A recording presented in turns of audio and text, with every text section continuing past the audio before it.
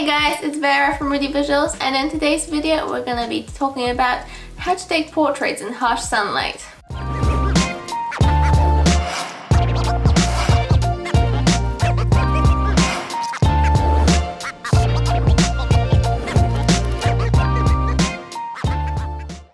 Right now it's summertime, which is amazing and it's lovely outside. However, as a photographer, the one thing I can't control is the weather. I personally love to shoot when it's cloudy or when it's golden hour, blue hour, either in the morning or the evening, because the light is so much more pleasing on the environment and the models. However, it's not always possible to shoot during those times.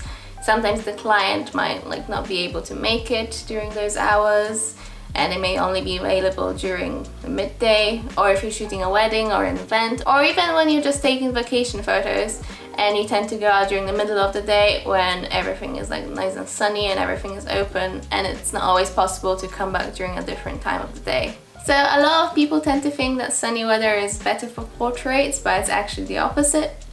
And the reasons are that the shadows during midday or when it's really sunny are really harsh. You get really blocky, strong shadows on faces, which you can work your way around them, but they're not as flattering on people's faces. Also, it's really difficult to expose your photos properly. You're not gonna get enough dynamic range. You're gonna have some really bright spots and some really dark ones, which is really difficult to edit afterwards.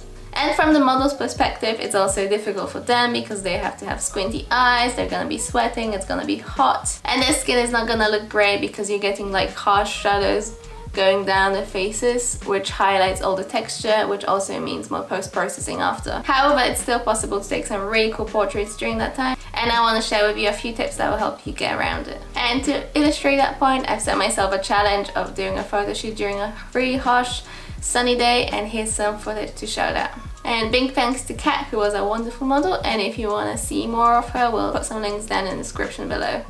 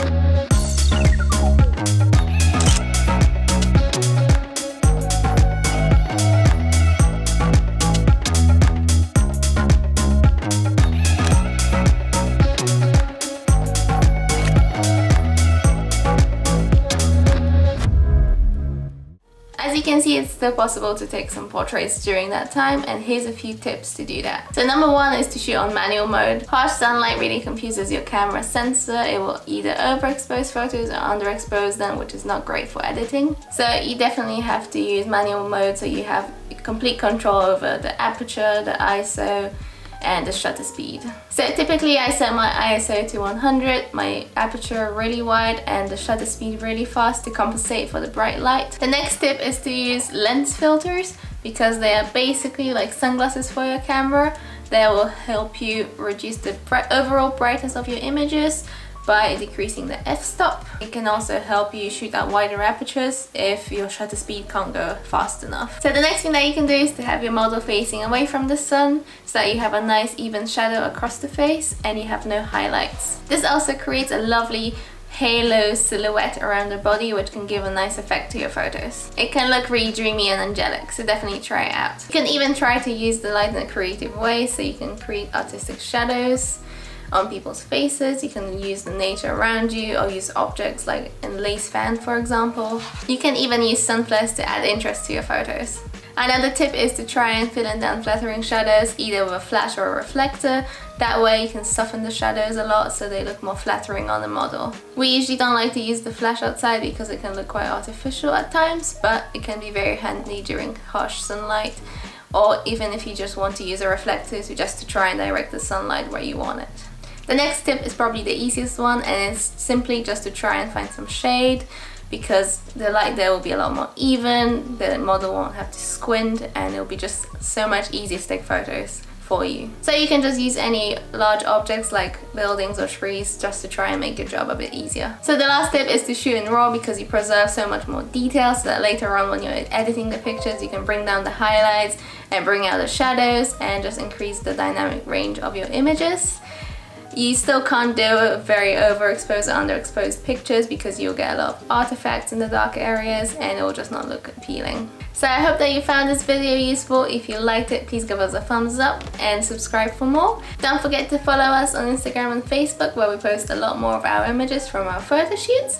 And I'll see you guys in the next video. Bye bye!